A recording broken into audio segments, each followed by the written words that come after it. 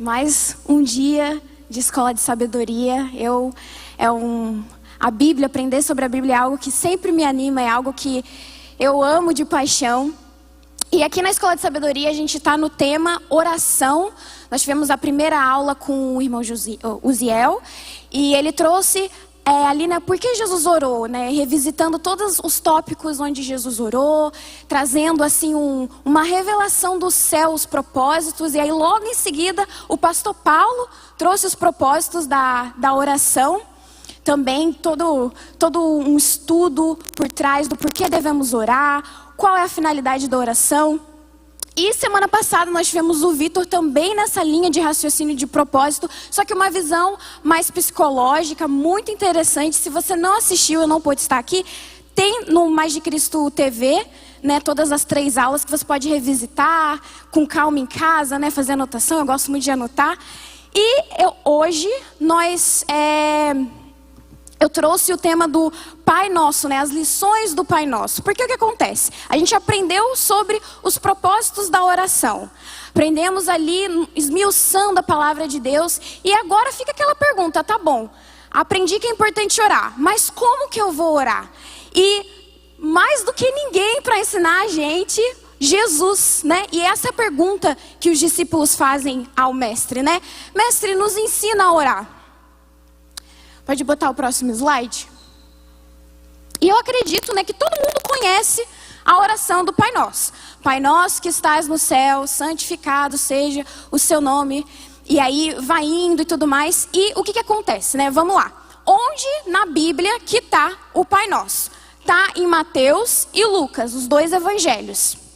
E eu peguei o evangelho de Mateus porque ele tem uma revelação bem interessante. Uma coisa muito interessante, né? O primeiro tópico, né? Pode passar o próximo slide, por favor. Aqui está a oração, né? Pai nosso que estás no céu, santificado seja o teu nome, venha o teu reino, faça a tua vontade, assim na terra como no céu. O pão nosso de cada dia nos dai hoje e perdoai-nos as nossas dívidas, assim como nós temos perdoados aos nossos devedores. E não nos deixe cair em tentação, mas livrai-nos do mal, pois teu é o reino, o poder, a glória para sempre. Amém. E o que acontece, né? Primeiro eu queria destacar uma coisa sobre a oração do Pai Nosso. Ela traz porque assim, quando eles pedem assim, Jesus, como devemos orar? Traz um pouco da intimidade de Jesus, da pessoa de Jesus, relacionamento de Deus. Então quando nós olhamos para a oração do Pai Nosso, nós temos um deslumbre da intimidade que Jesus teve com o Pai. E outro ponto importante, né, que de certa forma traz essa essência de Cristo, a essência de Deus ali revelada, nessa conversa entre os dois, eu noto uma coisa que é assim, a oração do Pai Nosso, ela é tão completa que ela traz o primeiro e o segundo mandamento, no sentido de, né, quando os discípulos perguntam assim, qual é o grande mandamento? Amarás, pois, a Deus de todo o coração e amarás ao próximo como a ti mesmo. E a oração do Pai Nosso reflete esse grande mandamento, né, que é composto de 2 coisas, né? O primeiro ali, a oração do Pai Nosso, os 3 primeiros versos, ele dirige a Deus, né? Amarás a Deus, né? Diretamente a figura de Deus. E o segundo, o que eu acho muito interessante, né? Porque tem todo um contexto de amarás ao próximo como a ti mesmo. Então a gente ama as pessoas antes da gente e gera aquela confusão. Mas Jesus vem com a revelação de que é nós. É dirigida ao segundo mandamento ali nos nós. Pode passar o próximo slide? Ali, né? Teu nome venha ao teu reino, a tua vontade. Ali em Mateus 22:36 fala sobre isso, né? Sobre amarás a Deus. E a primeira coisa que Jesus cobre na oração que a gente tem essa revelação é de que... muito obrigada. De amar a Deus, se dirigindo a Deus. E o segundo, a nós, né? Dai-nos, perdoa-nos e não nos deixe cair em tentação. Pode passar o próximo slide, por favor? E a oração do Pai Nosso começa assim, Pai Nosso que estás no céu. E assim, existe uma certa, né, um certo ensino de que Jesus foi a primeira pessoa a referir-se a Deus como Pai, quando na verdade, teologicamente falando, isso não é verdade. Ele resgata algo do Velho Testamento. E particularmente algo que eu acho muito interessante nos ensinos de Jesus, é que Jesus pega a Torá, pega todo o ensinamento do Velho Testamento, e ele traz uma revelação e imputa o novo. É algo genial que toda vez que eu estudo a palavra de Deus, eu fico assim admirada com os ensinos de Jesus. E o que acontece, né? Então quer dizer que Jesus não foi a primeira pessoa, não foi a primeira revelação de que Deus é o nosso Pai? Não. Em outros versículos no Velho Testamento, na verdade vários, referem-se a Deus como nosso Pai. Por exemplo, passa o próximo slide, por favor. Em Isaías 63:16 fala: mas tu és o nosso Pai. E aqui é um contexto muito interessante desse versículo, porque Israel está passando por um momento de sofrimento, e aí eles ficam assim, o pai de Abraão, né, se referindo aos patriarcas ali. E aí Isaías fala: mas tu és o nosso pai, não é pai Abraão, né, não é pai Isaac e Jacó, é pai Deus, o Deus no céu. E já tinha uma referência à paternidade de Deus no judaísmo, no meio judaico, né? Então tá, Mary. Então você está falando que ali no Velho Testamento Deus é pai só dos judeus? Não, passe o próximo slide, por favor. Aí Jeremias também, né? Tu chamarás o meu pai, que também se refere a outra referência que tem da Bíblia de Deus como pai. O próximo slide, eu acho que... Isso, ó. Não temos nós todos um mesmo pai? Não nos criou o mesmo Deus? Porque agimos alevosamente, cada um contra seu irmão, profanando a aliança dos nossos pais. Então aqui faz uma menção de pai englobando gentis, englobando outras pessoas. Então essa referência de pai nosso não foi uma revelação assim nova, mas foi um resgate de Jesus para algo já ensinado, e que ele, né, imputou algo novo e lembrou o povo judeu de que Deus é pai, a paternidade de Deus, né? E aí é interessante, isso é tão poderoso, porque o que acontece, né? O propósito da oração foi enfatizado aqui várias vezes, que é esse relacionamento, né? É muito importante onde você conversa com Deus, então tem esse caráter íntimo. E Deus começa a oração revelando esse propósito, Pai Nosso. Quando a gente fala com o nosso Pai, existe um caráter ali benigno, existe um caráter assim carinhoso, familiar, de intimidade já. Primeiro verso da oração, Pai Nosso, quem Ele é. E eu acho muito interessante porque os judeus naquela época, eles não tinham costume de chamar de pai. E na verdade, se você vai pesquisar assim, alguns estudos de judeus ou orações judaicas, assim, independente da denominação deles, eles não têm o costume de chamar Deus de pai. Se tu perguntar para um judeu assim, Deus pai, ele vai falar que é coisa de cristão, não de judeu. Muito interessante isso, né? E Jesus, falando a judeus, chama Deus de pai e resgata algo que já foi ensinado. Só que se esqueceram, né? E na verdade, vamos parar para pensar que uma das maiores gafes do povo de Israel era esquecimento, né? Esquecer de quem Deus era, esquecer da Torá, esquecer de adorar somente a Deus, esquecer, e Jesus já, primeira coisa, como vamos orar? Já vamos lembrar quem Deus é, já vamos lembrar a intimidade, vamos lembrar o nosso posicionamento, o nosso relacionamento com Deus. E é muito interessante, né? Porque o que acontece? Quando Jesus, ele faz essa oração, onde ele está fazendo ali, ele está falando com os judeus, e é comum na cultura judaica, eu vou até pesquisar, eu vou até voltar aqui nas minhas notas, porque eu anotei nomes como Aviezer, que é Abiezer, Avishua, ter esse prefixo, né, Avi, que significa pai. Então na cultura judaica, quando um nome começa com Avi, e aí tem pai de alguma coisa, na verdade faz referência assim, pai, tem, né, pai das luzes, pai comigo e tudo mais, que é um meio, quando o judeu ele dá um nome que de certa forma faz uma referência a Deus, ele honra e relembra a Deus, é uma forma de honrar. Então eu fico imaginando Jesus lá falando, você ora assim, Pai Nosso. E a pessoa talvez que, né, era muito comum as pessoas naquela época não terem acesso à Bíblia escrita, no sentido de elas não saberem ler.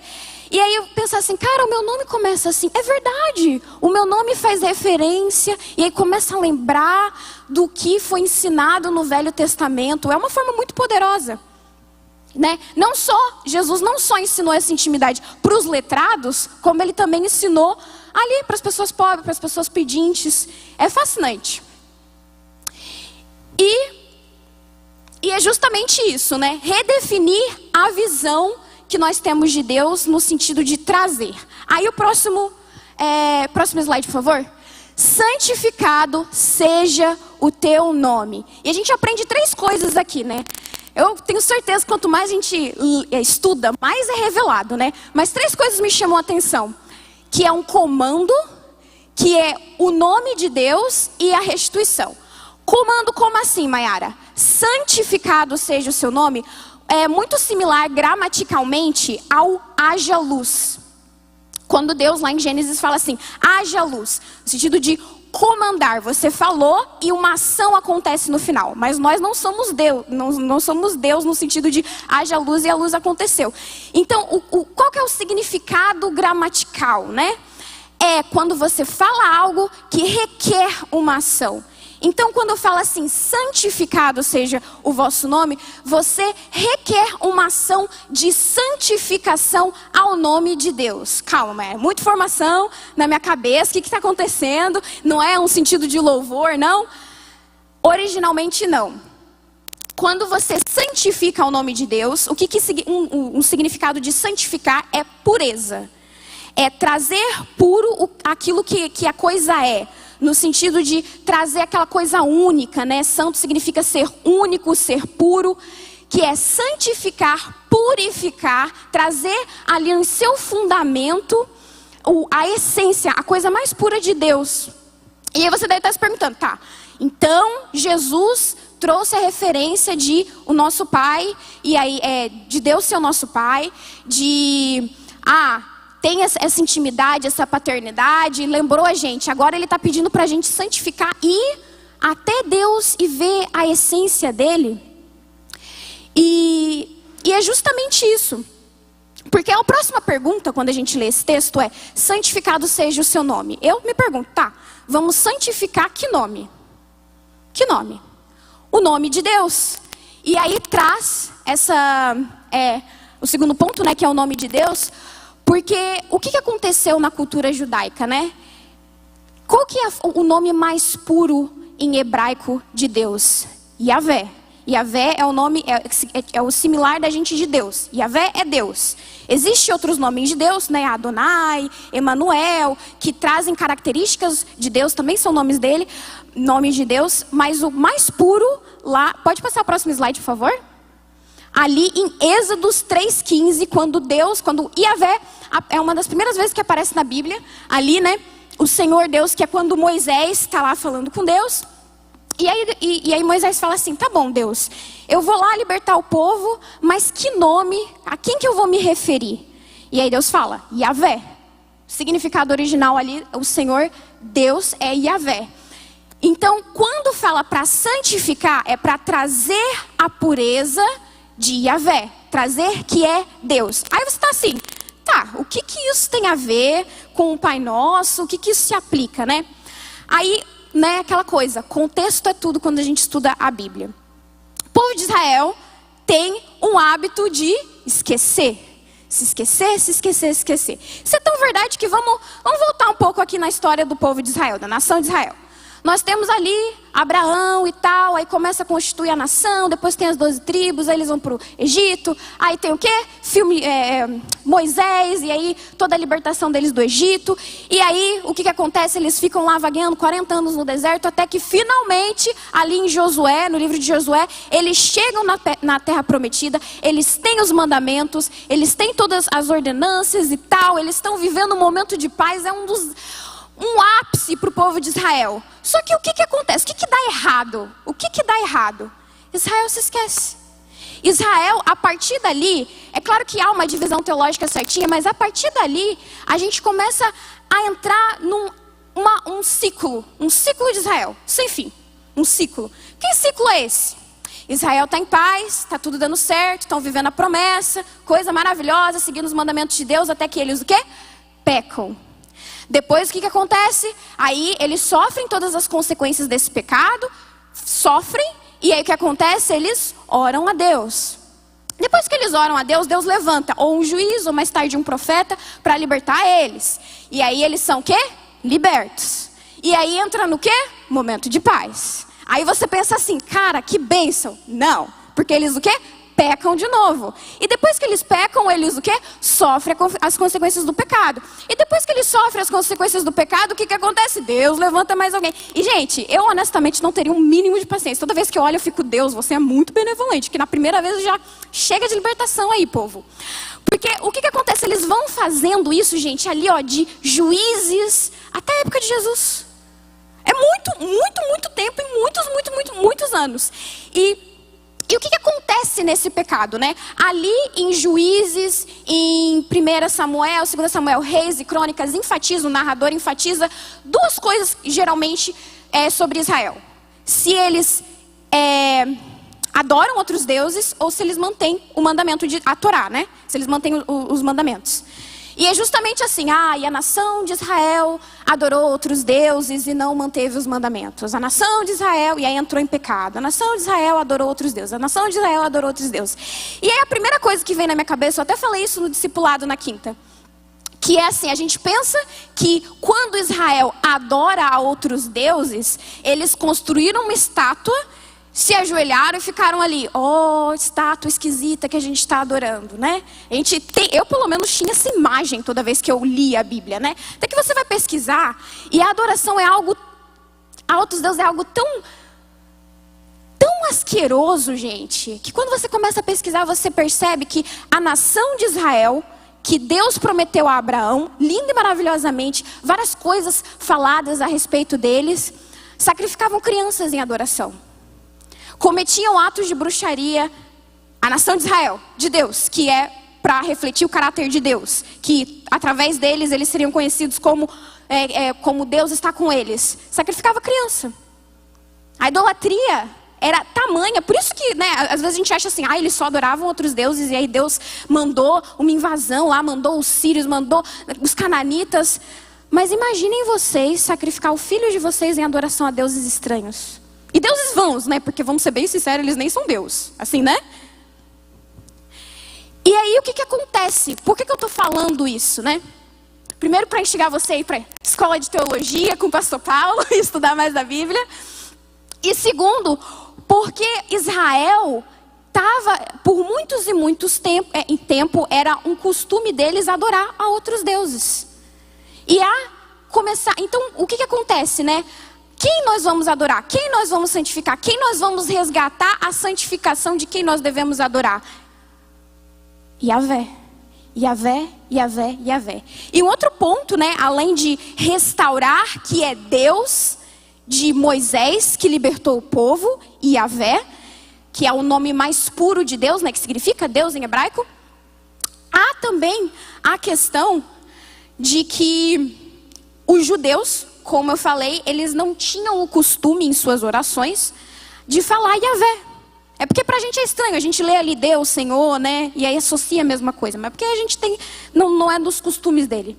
Quando eles oravam, eles tinham essa concepção de Adonai, que significa Senhor. Então quando eles se referiam a Deus, era Senhor, Senhor, Senhor, numa conotação de servo. E qual que foi a primeira coisa que Jesus orou? Pai. E não é qualquer pai, não é pai Abraão, não é pai Jacó, não é pai Isaac, é pai Yahvé. Então, a primeira, assim, é genial, Jesus é muito brilhante, porque ele já ele começa com uma intimidade e acaba com o que leva eles à ruína na oração dele do Pai Nosso. É assim, porque o que acontece? Por que isso é importante? Porque nós vimos aqui que a oração, ela traz a intimidade e ela é para ser feita diariamente, né? Então imagina diariamente você ali na língua entendendo o que está acontecendo, né? E agora você vai estar orando o Pai Nosso, vai estar seguindo mais ou menos as diretrizes e pensar assim: Ele é o nosso Pai, eu tenho intimidade com Ele. Já quebra assim, sabe? Você já se abre mais. E Ele é Deus. Ele não é Maomé, Ele não é Buda, Ele não é Gandhi. Ele é Deus e Yahvé. O Deus Criador, a essência de quem Ele é. Não dá, Jesus, Ele não dá margem para uma falsa interpretação de qual Deus eles estão se referindo e para qual Deus eles estão orando. Porque há culturas, né, que até mesmo de vertentes cristãs, que fazem uma oração para outros deuses, né? Fazem uma oração por um santo. Não tem isso, é claro, puro. Ali assim, ó.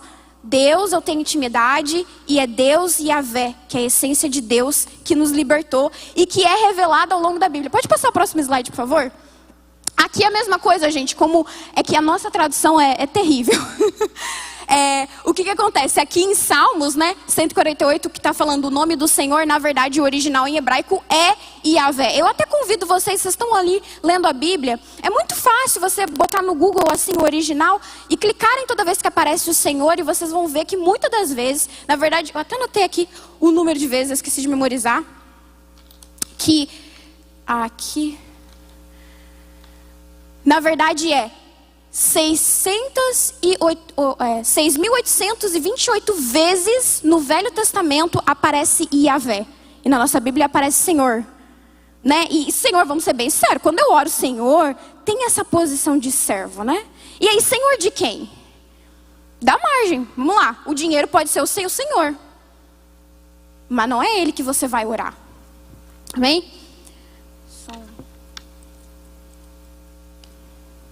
Pode passar o próximo slide também? Que é o: venha o teu reino, faça-se a tua vontade, assim na terra como no céu. Eu enxutei esses dois juntos, né? Porque eu achei fascinante essa primeira parte. Que é: venha o teu reino, faça a tua vontade. Isso é muito importante na oração. Muito importante na oração. Por quê? Tá, quando a gente pensa o que Jesus fez, ou por que Jesus veio na terra, o que a gente pensa? Não, nós estávamos ali no Éden, terra e céu unidos, momento de intimidade, coisa maravilhosa. Eu não vejo a hora de chegar no céu e falar assim: Deus, eu quero ver o Éden assim, né? Eu acho que quando eu chegar no céu eu vou primeiro parar, passar uma eternidade incontável ali adorando a presença de Deus, para depois lembrar que estou pensando nisso, para mostrar Éden, que ali tá o jardim, tem toda uma maravilha por trás. Só que o que acontece? Adão e Eva pecam e a gente é o quê? Expulso do jardim. E aí Jesus vai e restaura a intimidade. E essa essência de Jesus é tão presente até mesmo na oração dele, que quando ele fala: venha ao teu reino, você pensa assim, tá.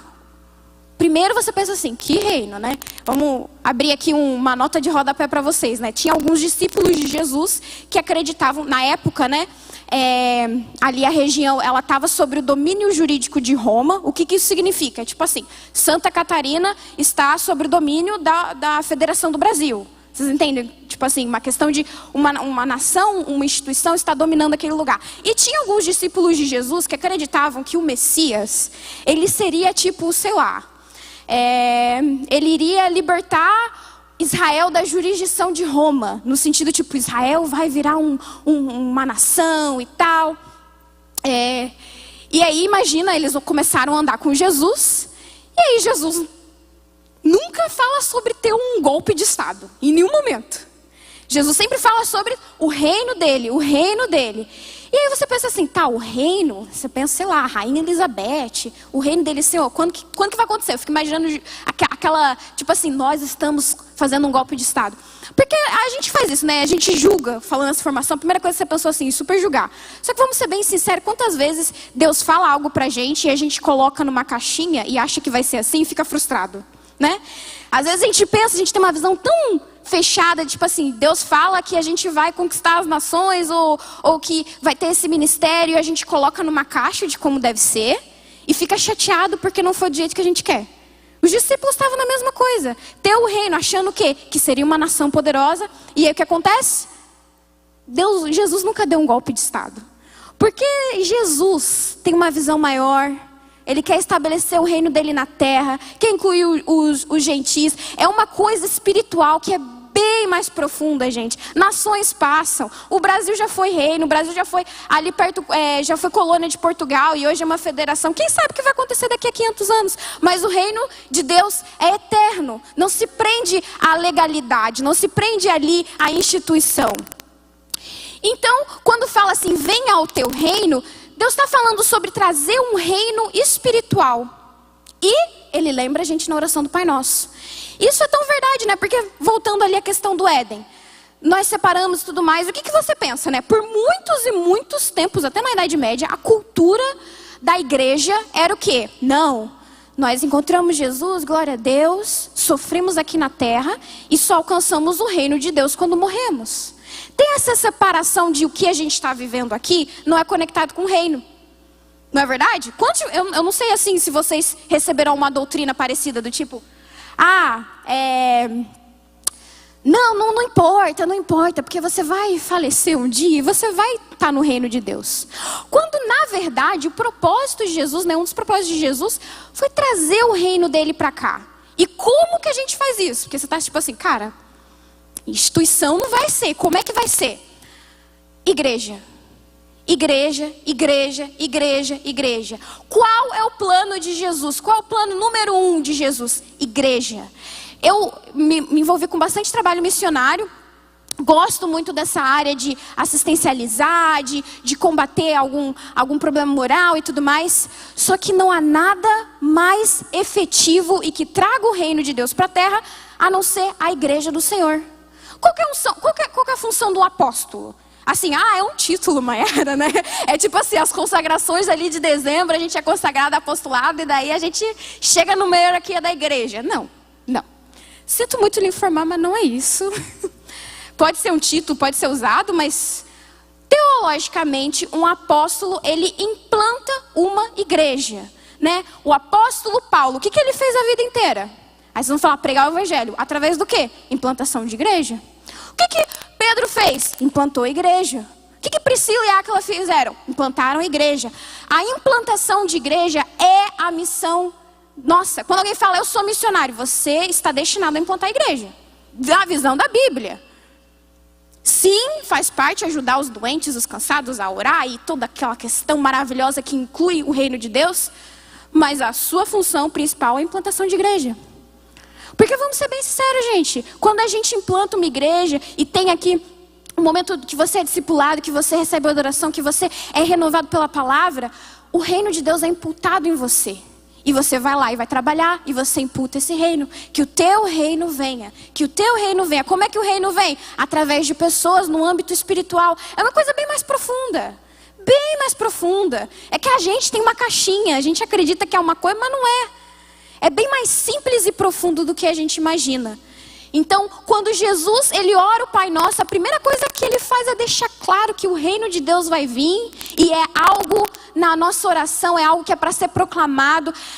Em Efésios fala, né, que a criação espera o posicionamento dos filhos de Deus. O que isso significa? Significa de nós implantarmos o reino. E como que a gente faz isso? Igreja, discipulado, evangelismo, profecia, todos os dons do Espírito acontecendo. Isso é implantar o reino de Deus.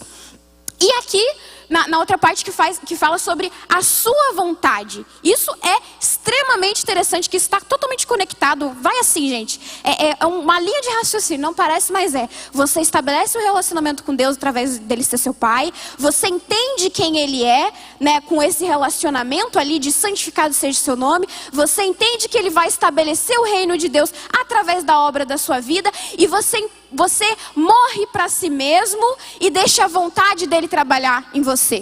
Porque quando a Bíblia fala, né, que nós não vivo mais eu, mas Cristo vive em mim, eu me submeto à vontade de Deus, não vive mais eu. Você não vai ali ressurgir igual uma fênix fisicamente, né, gente? Você vai se submeter à vontade de Deus. E isso você só entende a vontade de Deus depois do quê? Depois do reino. Depois do quê? Depois de entender quem ele é, ali, de entender que ele é Yahvé. E depois de você entender que você tem um relacionamento com Deus. Assim, ó. Pá, um atrás do outro. Venha o teu reino, faça a tua vontade. E também tem um caráter profético nisso. No sentido que a igreja declara, quando você começa a orar, vem o teu reino. Eu acho tão poderoso no momento do louvor, quando eles falam que vem o teu reino. Toda vez eu penso assim, vem o teu reino sobre Florianópolis, que igrejas sejam estabelecidas, que pessoas sejam transformadas, que cada um entenda a vontade de Deus e viva de acordo com o reino de Deus, vontade de acordo com o querer do Senhor. Isso é algo poderoso, gente. Uma pessoa debaixo da jurisdição do reino de Deus e debaixo da vontade de Deus transforma mais do que qualquer golpe de Estado. Quantos Billy Graham, gente, o que ele fez? Todo o impacto que ele teve. E a pessoa que ganhou Billy Graham? Olha o impacto. Pessoas sendo salvas, pessoas conhecendo a Deus, gente. É porque hoje nós vivemos num mundo que não conta a espiritualidade como uma variável relevante. Isso aconteceu ali depois do século XVIII para XIX, já era algo progressivo, já existia, mas ganhou uma certa ênfase ali. E quando a gente fala assim, eu vou na igreja, eu vou desenvolver uma espiritualidade, é estranho. É estranho você falar sobre isso, né? E é por isso que toda uma questão de depressão, todo uma coisa perdida. Você vê assim, países inteiros economicamente estáveis, politicamente estáveis, prosperidade, educação a mil, e totalmente destruídos. Totalmente não vivendo o reino de Deus. Ateu, não vivendo a vontade de Deus. Pode passar o próximo slide, por favor? E aí, o que acontece? Isso é referente a Deus. Que só isso aí já é poderoso, né? Intimidade, quem Ele é, o reino e a vontade. Nessa ordem. As coisas na Bíblia estão em ordem por um propósito. E Jesus, Ele acha relevante 3 petições. Que é a provisão, o perdão e o livramento. Na oração do Pai Nosso só tem essas 3 petições. Aí vamos lá, né? Provisão. Pode passar o próximo slide, por favor? O pão nosso de cada dia nos dai hoje. Tá, o que você está dizendo, Mayara? Aí aquelas pessoas bem vivendo emoção. Eu vou largar tudo e Deus vai prover assim do nada. Não estou falando que isso não aconteça, tá, gente? Mas é você parar assim, o pão nosso de cada dia nos dai hoje. Quando eu vejo isso, eu penso em 3 coisas. A primeira coisa, eu penso no maná, que foi um pão diário, foi uma provisão, e que tem tudo a ver com o reino de Deus. Calma. O que está acontecendo, Mayara? Não estou entendendo nada. Nós não estamos estabelecendo o reino de Deus, tentando aqui, puxar o reino de Deus e a vontade? Não é muito, e aí depois nós vamos, falecer e ir para o céu e tudo mais, mas estamos nesse processo de puxar a vontade de Deus aqui na terra? Não é muito similar a quando o povo de Israel estava no deserto, entre caminhos? O maná acontecia quando? Quando eles estavam indo para a terra prometida. Ele cessou quando eles chegaram na terra prometida. Então, isso mostra onde nós estamos na história. Nós estamos ali, entre a terra prometida, trazendo a vontade de Deus, estabelecendo, mantendo os mandamentos, vivendo aqueles anos. E o pão nosso de cada dia nos dai hoje. Primeira referência que você pensa é isso. Esse entre o reino e a vontade.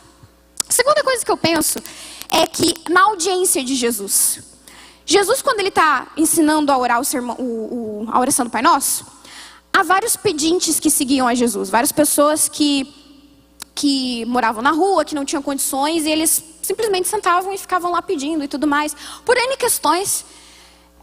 Então, quando ele fala isso, traz uma identificação para essas pessoas. O pão nosso de cada dia nos dai hoje. Imagina, gente. É porque não é na nossa realidade, graças a Deus, Deus tem provido para a gente, né? Mas eu já tive algumas experiências de eu não ter, e o Espírito Santo, assim, né? Deus usar alguém e prover aquele pão nosso, aquilo que eu estava necessitado. Mas imagina diariamente você precisar desse pão nosso e você tá ali naquela situação e você vê o mestre orar. O pão nosso de cada dia da hoje. Na oração que ele está ensinando.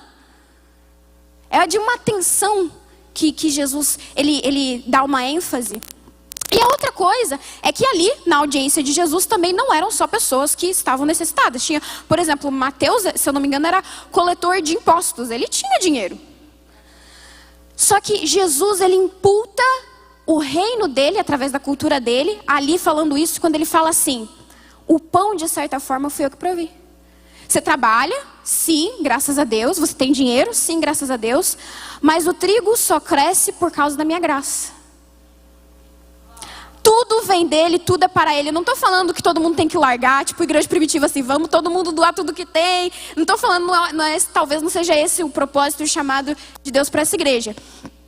Mas o que você tem, gente, você orando todos os dias e se dá conta de o pão nosso de cada dia nos dá hoje. Eu tenho água, eu tenho amigos, eu tenho um pastor que se preocupa comigo, eu tenho um trabalho para ir e dar graças. E entender que isso vem de Deus. Isso gera um reino, isso gera um caráter, isso gera uma reflexão que transforma. A gratidão, entender a dependência, entender a gratidão faz algo espiritualmente com a gente que é impressionante. Façam um experimento. 40 dias vocês sentam e agradecem a Deus por algo e comecem a refletir. Comecem a refletir assim, os meus pais. A comida, o lugar onde eu moro, a minha igreja, o meu líder, o meu amigo, as minhas circunstâncias, eu não estou no hospital. Comece a agradecer e vocês vão ver um efeito espiritual. Não vai ser porque o reino de Deus é espiritual primeiramente. É um efeito transformador que estabelece, que é mais puro, que não leva você à loucura. Né? O pão nosso de cada dia nos dai hoje. E aí, o próximo tópico é: perdoai-nos as nossas dívidas.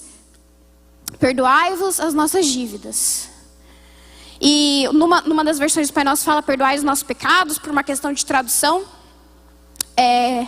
Mas o que é esse perdão? Né? Perdão. Perdão isso é muito comum nas nossas orações, né? É tipo assim: obrigado, obrigado, obrigado. Quero, perdoa, perdoa, perdoa. Não é? Quantas orações são assim? Obrigado, Deus, nos perdoa, nos perdoa, nos perdoa. Eu quero. Primeira petição tem a ver com a ação de graça, se a gente for parar para pensar, né? Perdoai as nossas dívidas. Jesus, ele, no livro de Mateus, ele já tinha ensinado, e ele ensina de novo, e ele enfatiza nas parábolas dele sobre o perdão. E o que significa esse perdão ali, teologicamente? Vamos dar uma puxada.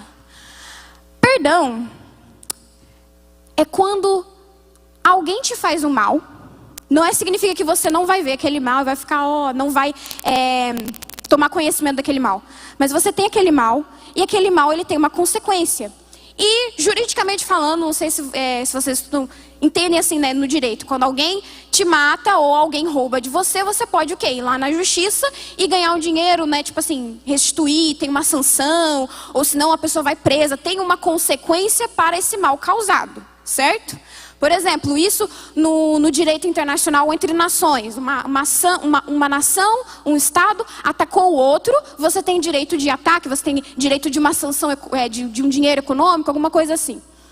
Só que o perdão você recebeu esse mal ele é conhecido, você não se deixa passar despercebido, mas você não inflige a consequência por livre e espontânea vontade, porque você perdoou. O que isso significa?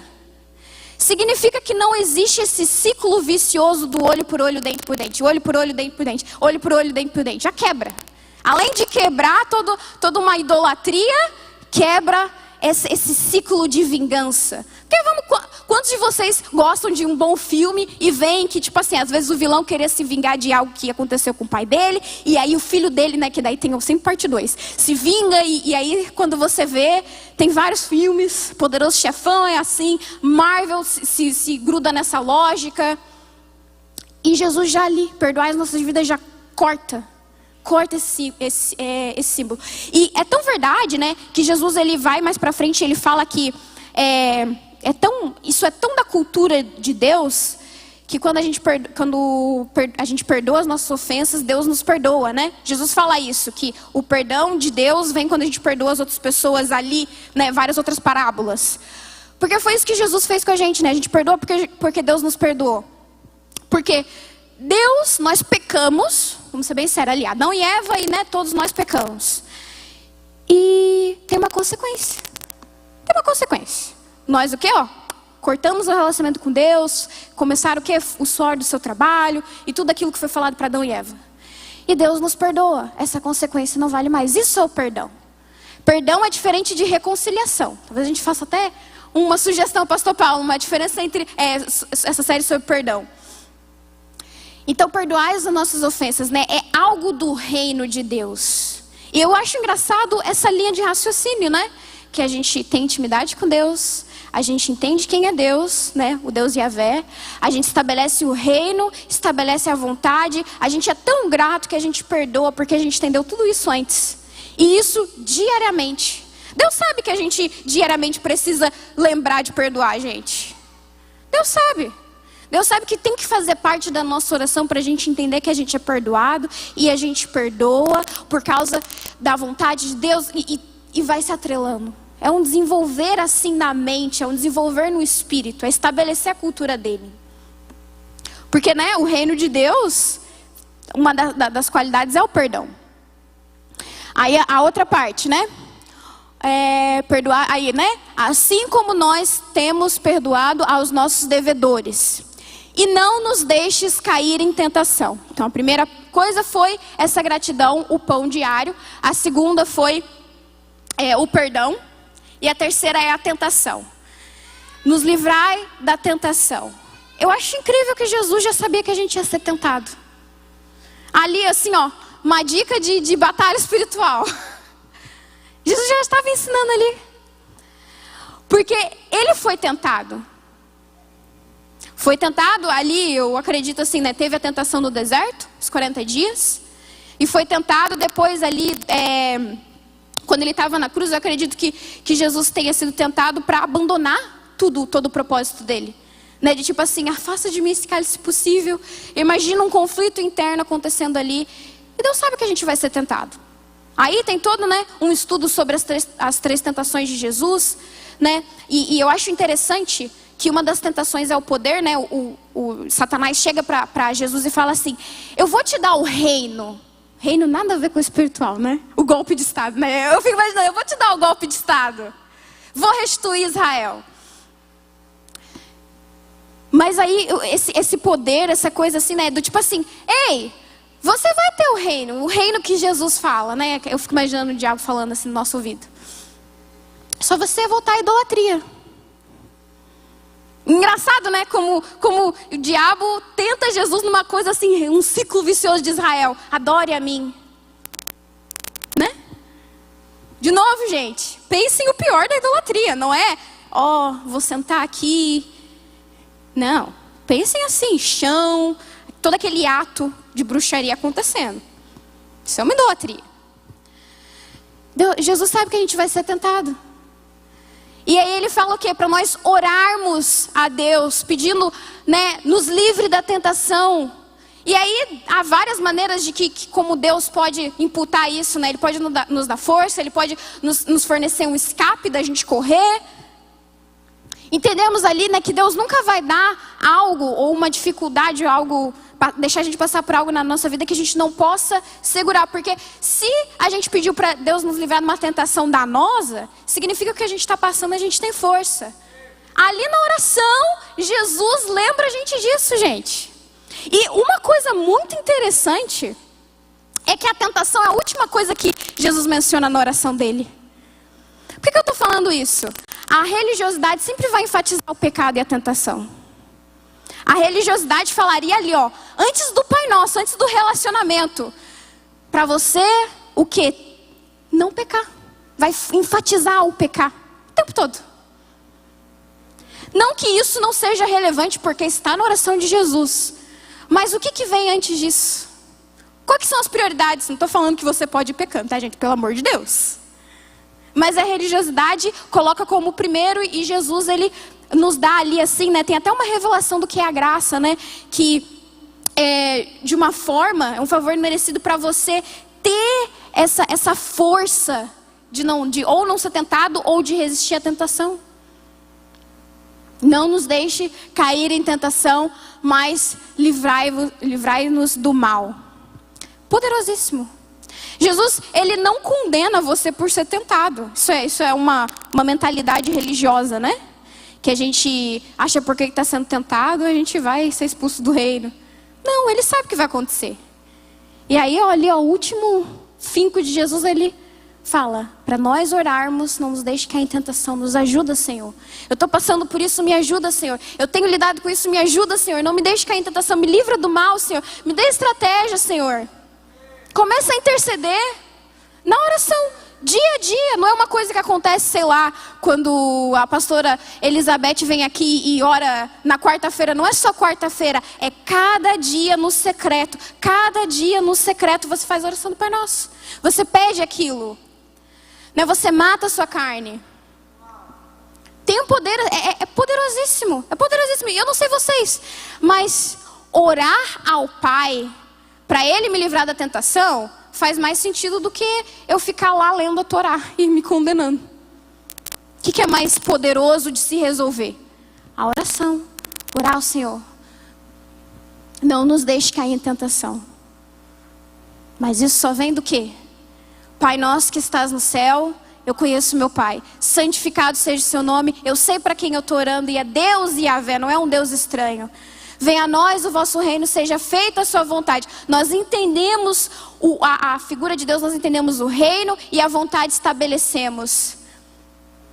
O pão nosso de cada dia nos dai hoje. Eu sempre sou grato e eu entendo que tudo vem dele e tudo é para ele.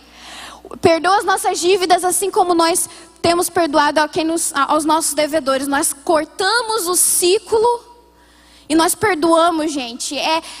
A mensagem do evangelho é o perdão. Né? Perdoai-vos, assim, que é uma coisa mais do que cultura do reino, do que perdão. E não nos deixe cair em tentação, porque a gente ainda está trazendo o reino, a gente ainda está na terra, né? Pai, ajude-os, né? E aí a oração termina com: teu é o reino, tu é a glória para sempre e amém. Porque tudo que aconteceu na oração, dele é o reino, dele é a glória, para sempre e amém. Eu concordo através do nome de Jesus. Dele é o reino. Se eu conheço o Deus como Pai, glória a Deus.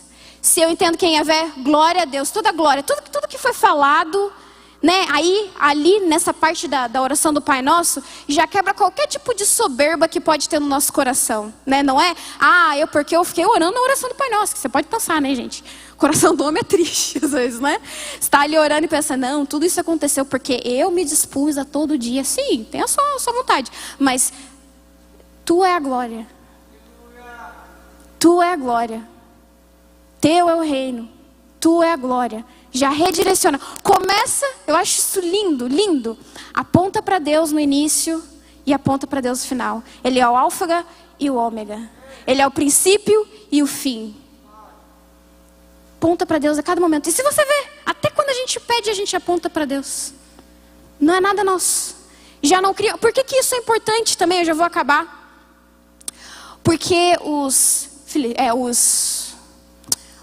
alguns judeus, eles ficavam lá orando na sinagoga, o quê? Totalmente soberbos, né? Totalmente tipo, sei as orações aqui, todo mundo tá vendo. E aí Jesus fala, não, quando vai no secreto, ora isso e ainda termina com tu é a glória. Eles oravam aqui uma oração poderosa e tal, sabiam algumas orações em hebraico, aramaico, assim, rimavam. Eu fico imaginando que sonoramente deve ser lindo escutar. Tua é a glória, não é a deles. Tua é a glória. Então, eu queria que vocês, a gente já vai acabar, mas que a gente orasse, né? Se puder voltar para a oração que tem tudo, se não me engano é o segundo slide ou o terceiro. Para a gente orar juntos essa oração hoje, nesse domingo de manhã. O Pai Nosso já começar nessa concordância, né? Pai Nosso que estás no céu, santificado seja o teu nome. Venha o teu reino. Faça-se a tua vontade, assim na terra como no céu. O pão nosso de cada dia dai-nos hoje, e perdoa-nos as nossas dívidas, assim como nós temos perdoado aos nossos devedores. E não nos deixe cair em tentação, mas livrai-nos do mal. Pois teu é o reino, o poder e a glória para sempre. Amém. Obrigado, gente.